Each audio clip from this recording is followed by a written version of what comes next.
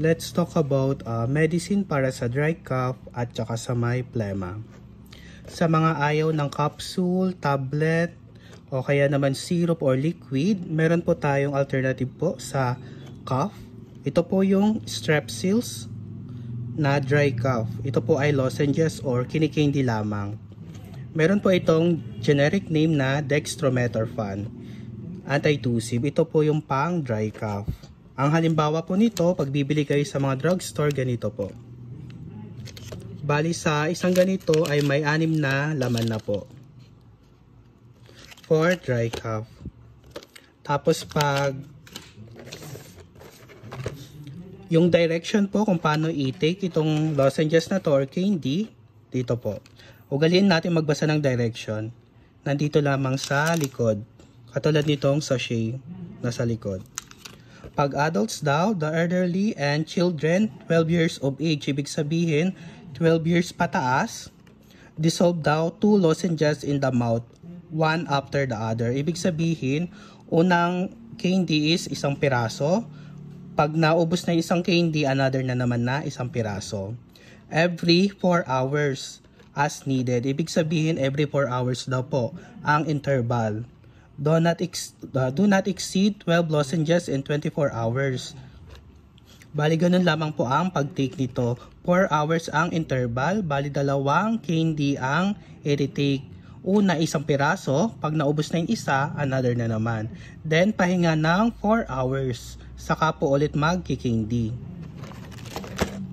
Ito po yun sa may dry cough na lozenges. Next po yung may phlegma.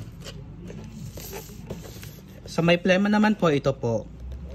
Ang generic name po ay Ambroxol hydrochloride.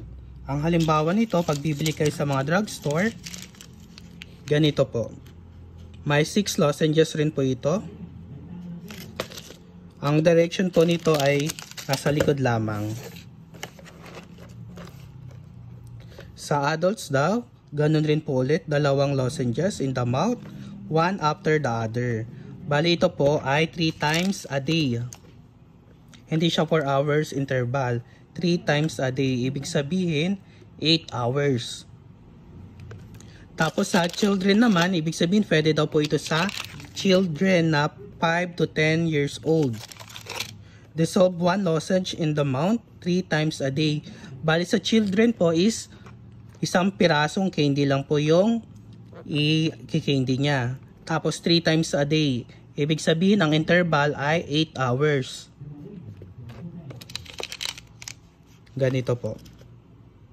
Bali, ito po yung mga candy or lozenges na pwede sa mga cough. Ito po ay sa dry cough. Ito naman po ay sa may phlegma. Bali, yan lamang po yung alternative kung ayaw nyo po ng medicine medicine na capsule, tsaka tablet or syrup, pwede po ito. Lozenges. Bali, wag lang kalimutan magbasa sa likod yung mga direction kung paano po ito i-take. Bali, yun lamang po. Please subscribe and like para may panibagot ulit tayong upload sa next video natin. Maraming salamat po.